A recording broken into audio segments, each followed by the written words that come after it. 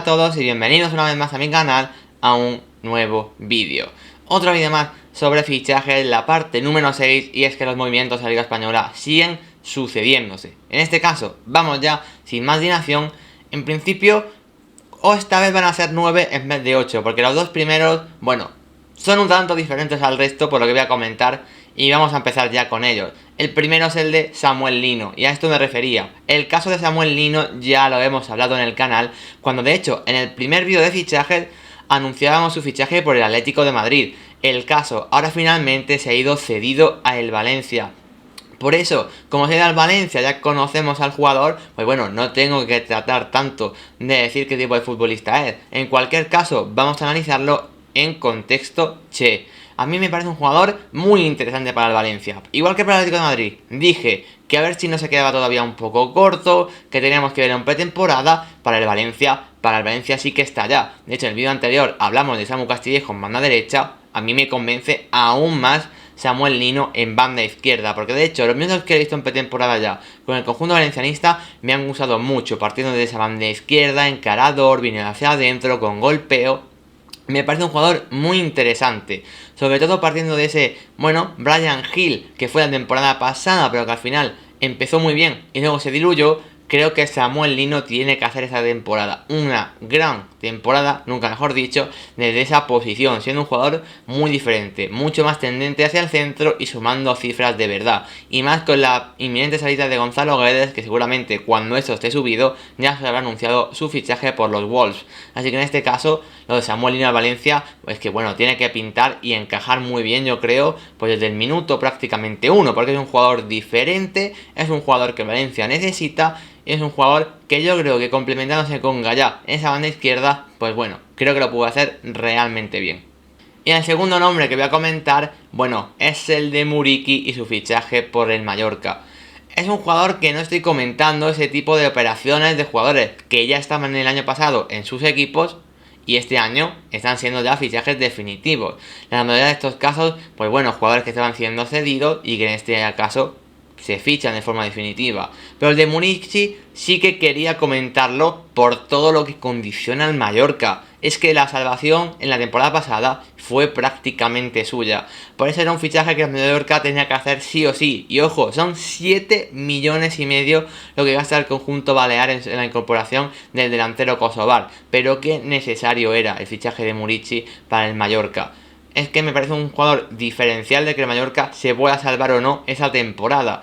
Veremos a ver si de nuevo lo consiguen hacer, pero está claro que si lo consiguen, en gran parte seguramente sea gracias de nuevo a Muriqi y sus goles como apunta. Así que en este caso ya lo conocemos todos, no tengo que hablar qué tipo de delantero es, pero sí que quería tener una mención en este vídeo porque me parece muy pero que muy importante su incorporación.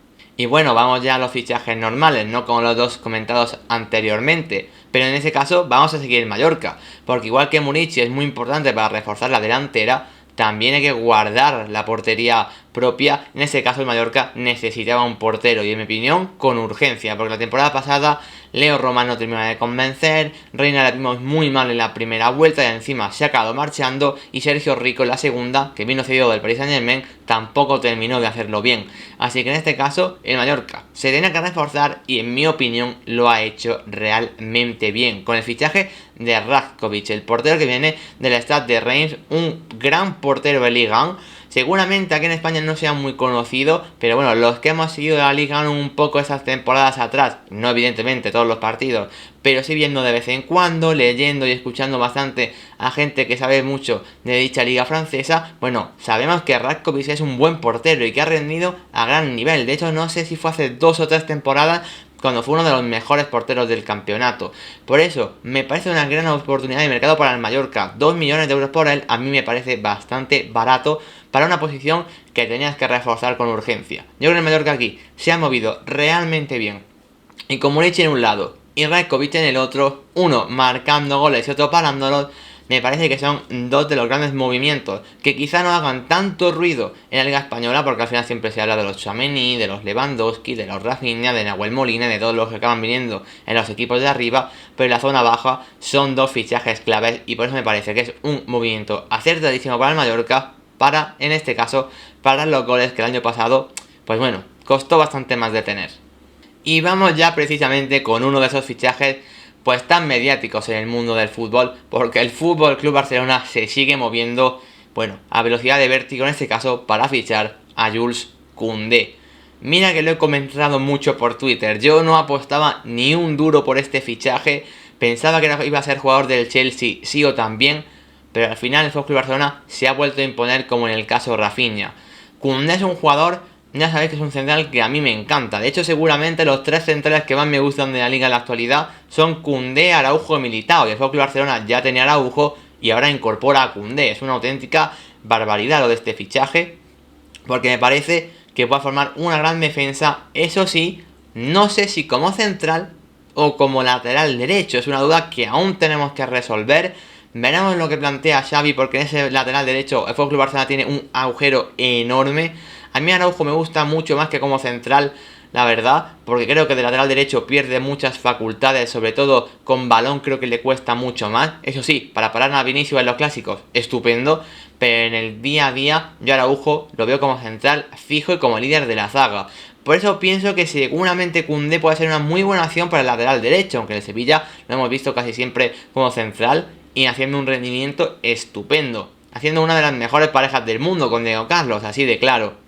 El Sevilla evidentemente pierde una pieza de mucho valor, de hecho 50 millones de precio por el traspaso, y lo digo sinceramente, con lo bien que suele vender el Sevilla, a mí las ventas de Diego Carlos y de Koundé se me han quedado un poco caninas, la verdad, en ese sentido. Yo me esperaba que Diego Carlos se podía ir entre los 40-50 y Koundé se iba a ir de 65-70 hacia adelante. Y finalmente 50 más variables, que sí, que luego sumarán más, pero de momento ahora mismo son 50. Y a mí me parece un precio bastante económico para el jugador que estamos hablando, que para mí, bueno, es un central de los elegidos, de los que la próxima década, bueno, va a jugar y va a ganar muchos títulos, sin ninguna duda.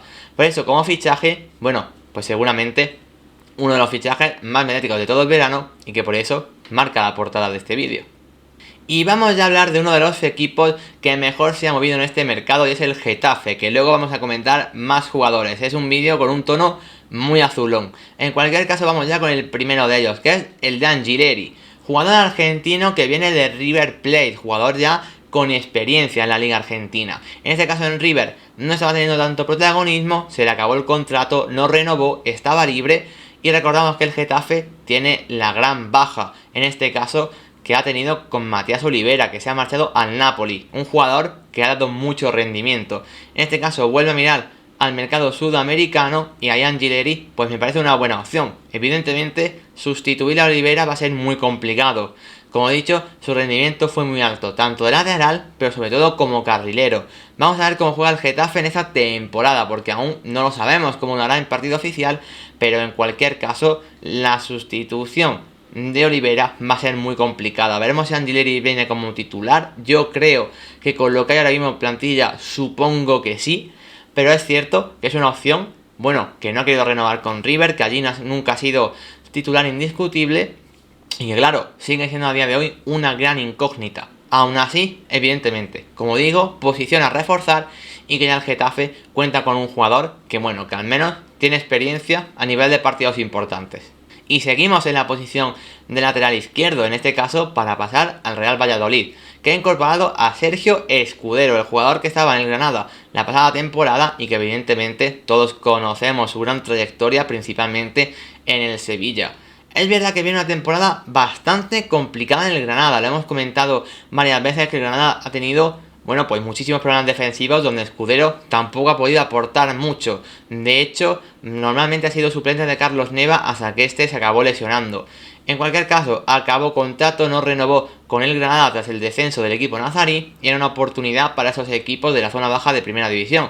El Real Valladolid, un equipo ascendido, necesitaba reforzar esa posición y ha estado ya el bueno de Escudero, que a priori parte como lateral izquierdo titular. Es verdad que en el Granada no lo ha hecho demasiado bien, pero sabemos la gran experiencia que tiene Escudero ya en primera división.